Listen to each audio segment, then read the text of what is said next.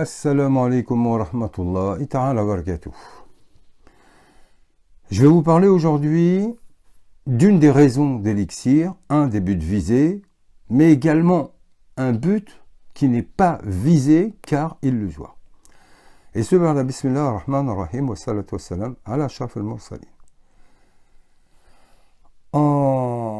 Elixir, c'est aussi une réponse de beaucoup d'entre vous qui m'ont dit, voilà, m'ont demandé quand est-ce que vous revenez sur la scène publique, quand est-ce que vous refaites des conférences, des séminaires, quand est-ce que vous refaites des vidéos, etc. Elixir a été au moins 4 ans de travail.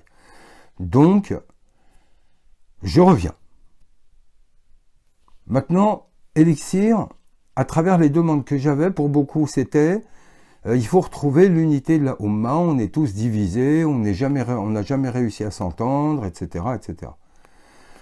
Or, je vais faire un petit point historique, c'est que quand on est au Xe siècle, on a le procès de Hallaj, le grand saint soufi, compagnon de Shibli, de Junaïd, etc. Ce procès va marquer la rupture entre le monde exotérique et ésotérique. Donc là, on a déjà une grosse fracture. Mais ça va continuer.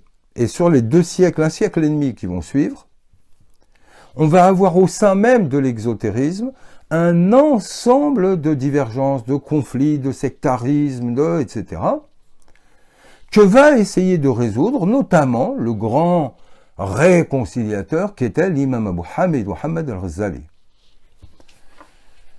Et donc il écrit. Et qu'est-ce qu'il va comprendre à un moment donné? C'est que même en donnant toutes les argumentations relevant du Coran et du Hadith, les gens restent focalisés, têtus, bloqués sur leur position.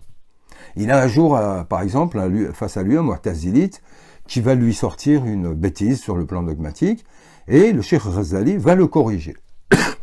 Il va lui dire, connais-tu suffisamment le Coran? Et l'autre lui dit, non, mais mon cheikh m'a dit que. Il lui a dit, quel est le plus important, ton cheikh ou le Coran? Or, là, ce que tu viens de me dire, c'est par exemple, lui, il disait, Allah n'a pas de main. Allah n'a pas de vue. Sinon, il nous ressemblerait, alors que le Coran lui dit, rien ne lui est semblable. Et là, Ghazali lui dit tout simplement, regarde le Coran, il est dit, Yadullah. Inni asma' wa ara. Donc il a une ouïe, il a des yeux. Lakin bila kaif, c'est-à-dire que la modalité, nous ne la connaissons pas. Mais par contre, au moment où il dit qu'il a une main, on ne peut plus dire, non, Allah n'a pas de main, ça entacherait sa transcendance, etc., etc. Et là, il comprend une chose, c'est que les divergences, les conflits, sont dus à l'ignorance. Que l'ignorance perdurera. Et il se souviendra qu'il est dit, la yazalu yakhtalifun, et ils ne cesseront jamais de diverger. Donc en soi, il comprend que ça ne sert à rien de se battre contre la volonté divine. Si Allah l'avait voulu, il n'y aurait pas eu de divergence, il y a de nombreux versets à cet égard. Et qu'est-ce qu'il dit aussi dans le Coran? C'est que leur divergence, c'est lui qui les réglera, mais de l'autre côté, Yom al-Qiyamah. Donc en cette vie, la notion de divergence fait partie de la donne, fait partie de la règle du jeu, fait partie de la volonté divine. Donc Elixir n'est pas là pour régler les conflits. Elixir n'est pas là pour recréer une unité de communauté.